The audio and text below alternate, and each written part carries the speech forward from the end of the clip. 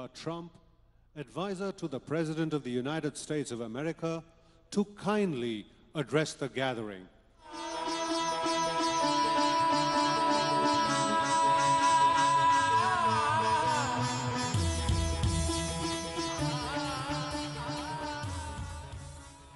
Hello, everyone. Thank you for all being here and for the incredibly warm welcome. On behalf of the United States and the 150 other countries represented in this room, thank you for hosting the Global Entrepreneurship Summit here in Hyderabad, a city that is quickly emerging as the innovation hub of India. And thank you, Prime Minister Modi, for joining us here today, and for all that you are doing to build India as a thriving economy, a beacon of democracy, and a symbol of hope to the world. What you are achieving here is truly extraordinary. From your childhood selling tea to your election as India's Prime Minister, you've proven that transformational change is possible.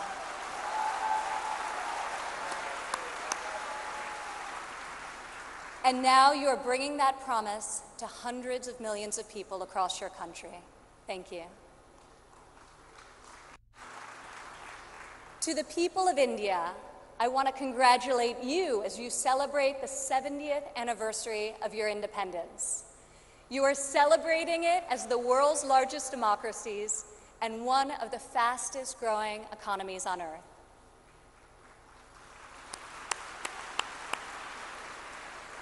Through your own enterprise, entrepreneurship, and hard work, the people of India have lifted more than 130 million citizens out of poverty, a remarkable improvement and one I know will only continue to grow under the leadership of Prime Minister Modi. All of you are helping India's middle class reach its goal of nearly 500 million people by 2030. You have opened new universities across the country. Your doctors and scientists are discovering medical cures and life-saving technologies.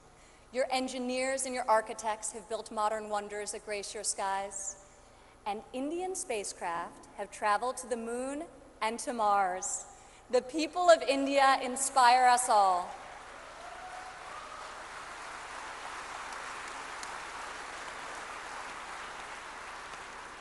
This is the first time India has hosted the Global Entrepreneurship Summit. It is a symbol of the strength and friendship between our two people and the growing economic and security partnership between our two nations. As President Trump said earlier this year, India has a true friend in the White House.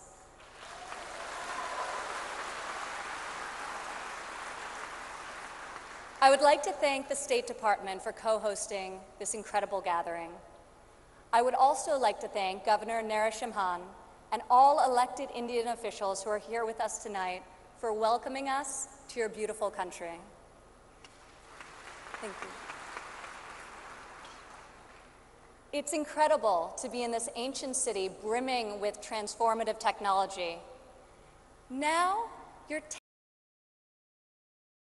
world-famous. CEOs like Microsoft's Satya Nadella went to school right here in Hyderabad.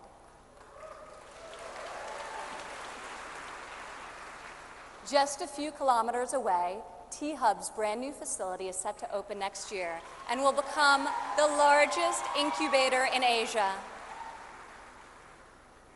In this city of pearls, the greatest treasure is you.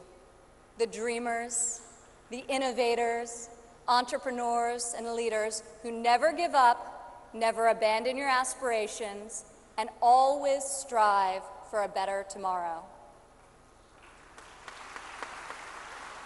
Today, we come together to celebrate what is happening here in India, what is happening in the United States and all over the world. Entrepreneurs are revolutionizing our economies and improving our societies. You are rewriting the rules. You have the inspiration and drive to serve our communities through the projects you start and the businesses you build. You have the grit, the perseverance, and the will to succeed. Each of you started with an idea.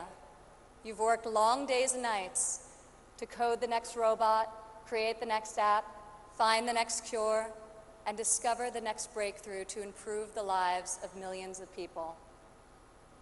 Some may have tried to convince you that the risks are too great, the rewards too small. But you are here today because you are not afraid to fail. You want to own your future. So I want to congratulate you on all that you have already accomplished.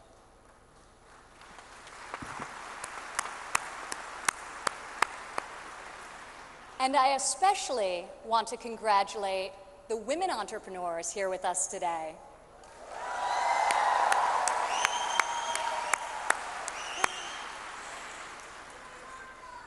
Thank you. This year's summit is focused on a theme that is key to our future: women first, prosperity for all.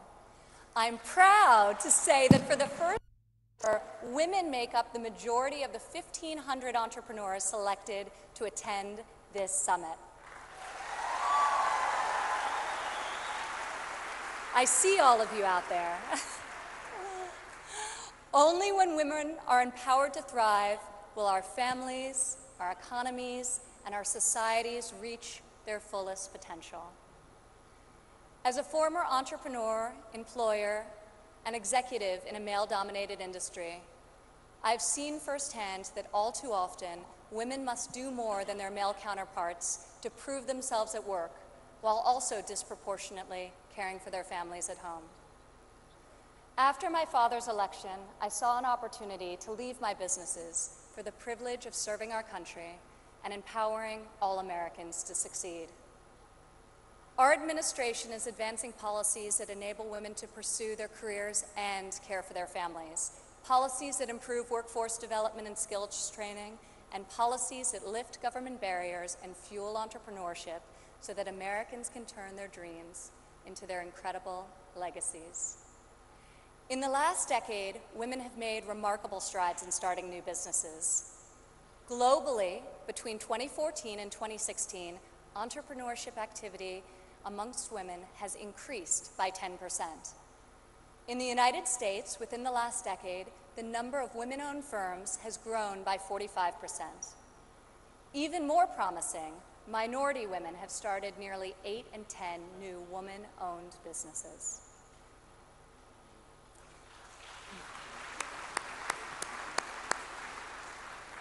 Today, more than 11 million women in the United States own businesses. They employ nearly 9 million workers and generate over $1 trillion in revenue.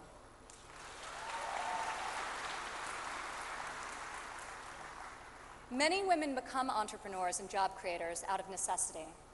Some weren't given the flexibility they needed at work to care for their families. Others lacked professional sponsors or weren't given a fair shot at a promotion. Instead, women, like the many here today, are charting their own courses and achieving incredible feats. Fueling the growth of women-led businesses isn't simply good for society, it's good for our economy. One study estimates that closing the gender entrepreneurship gap worldwide could grow our global GDP by as much as 2%. The women in this room can lead the way in closing that gap and ushering in a new era of greater prosperity.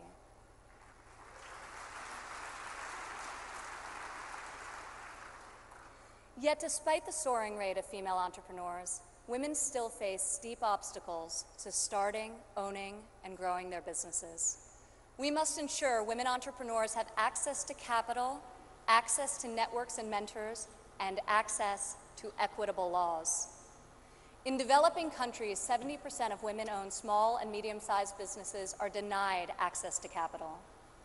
The result has been a nearly $300 billion annual credit deficit for women entrepreneurs in the developing world. In the United States, a Harvard Business Review report found that investors ask men questions about their potential for gains, whereas they ask women questions about their potential for loss. This could in part explain why women entrepreneurs received less than 3% of venture capital funding in 2016. We are working hard to reverse this trend. The U.S. Small Business Administration, for example, increased lending to women by over $500 million this year alone.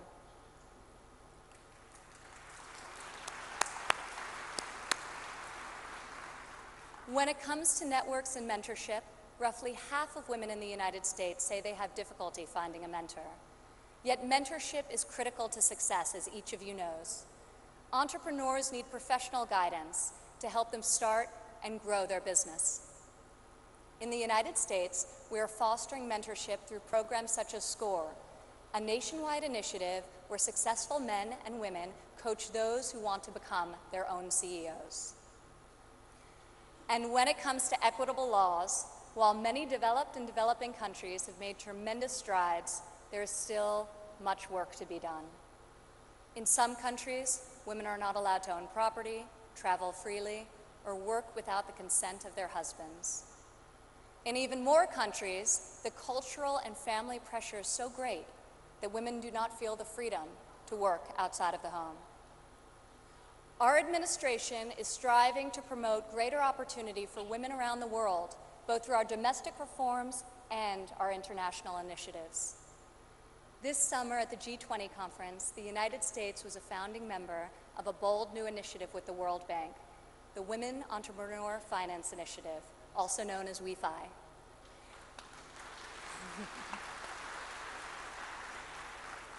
This facility provides access to capital, networks, and mentorship for women in developing countries.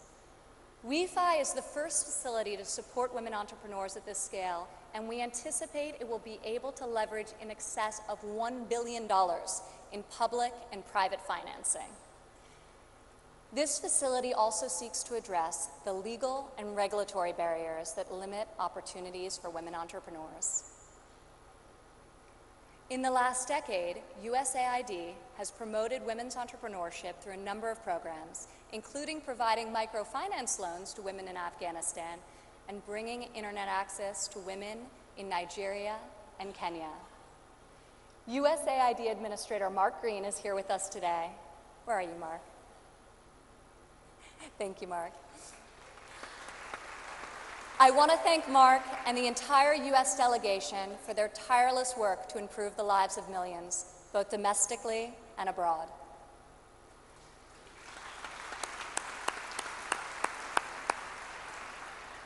Further, as each and every one of you can attest, this summit is yet another powerful example of a U.S. initiative that connects entrepreneurs around the world with investors who believe in your mission and will champion your success.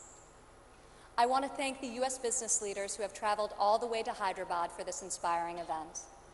I also want to congratulate the more than 350 American entrepreneurs who were selected to be with us here today to represent America's brightest talent.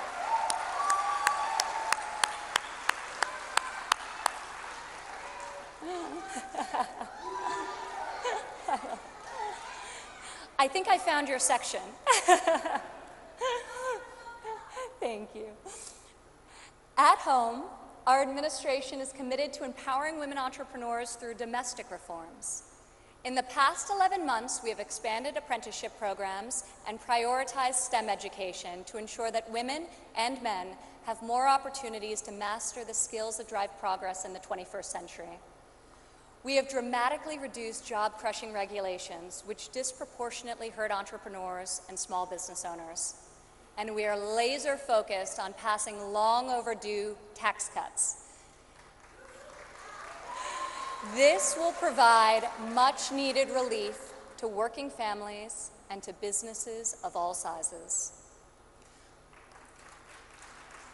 Also this year, for the first time ever, the President's budget included a proposal to establish a nationwide program for paid family leave. We are committed to supporting who work both inside and outside of the home.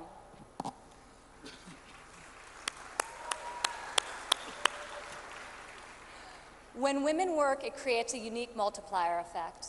Women are more likely than men to hire other women, to give them access to capital, mentorship, and networks.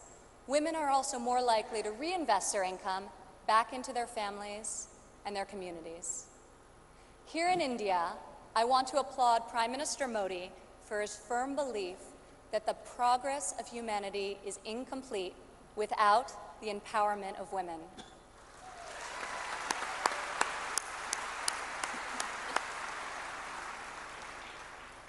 Just consider, if India closes the labor force gender gap by half, your economy could grow by over $150 billion in the next 3 years. As we kick off this 3-day summit, I encourage everyone here to come together, learn from each other, and find new ways to lift barriers in our society so that women are free to innovate, empowered to succeed, and able to leave our children a brighter future. As we strive for change, we must never forget that the best hope for our future is far greater than any single government policy. The source of our success is found in the spirit, the drive, and the talent of our people. Here with us today from San Francisco is Dara Dotz. Dara spent over a decade working in underserved communities around the world. She witnessed firsthand that many times people need very simple items: a bucket for carrying water, a splint to treat an injury, a part to fix a generator. Dara co-founded Field Ready to provide life-saving supplies through 3D printing. Today, Dara's company responds to disasters all over the world and delivers humanitarian aid with cutting-edge technology. Through her innovative solutions, Dara is saving lives and bringing hope to thousands of communities. Thank you, Dara. Please stand up, Dara.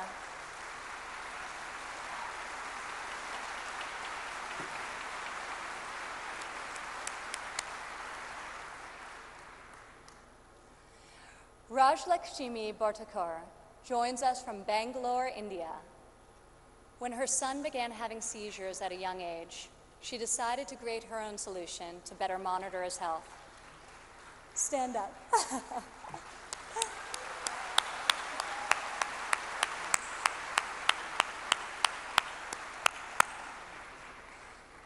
She invented a smart glove that predicts, manages, and detects different diseases and disorders using artificial intelligence. Now her company, Terra Blue, aims to make specialty healthcare accessible in even the most remote places in India. Rajlakshmi, your courage and determination is truly remarkable. Congratulations. Thank you.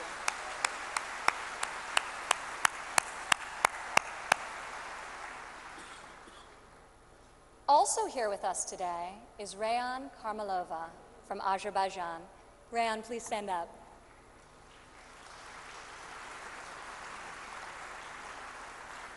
You all won't believe this, but Rayan is just 15 years old. But that has not stopped her from founding a company that harvests energy from rainwater. Rayan has a powerful motto: light up one house at a time. Rayan, each home you light up is illuminating the world. We are inspired by your brilliance and your hard work. Thank you.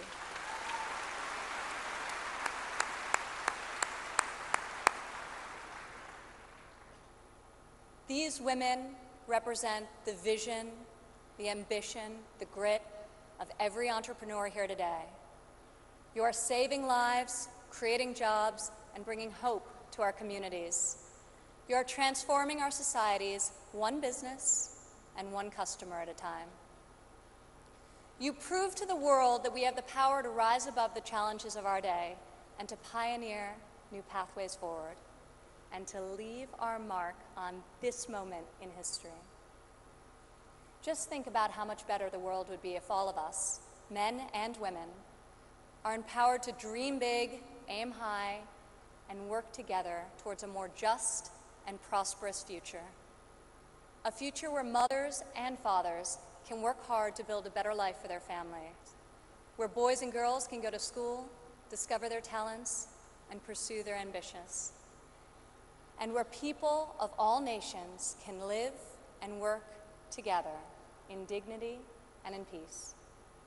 This is the future we can, will, and must build together. And this is the promise of the visionaries gathered in this room today. Thank you.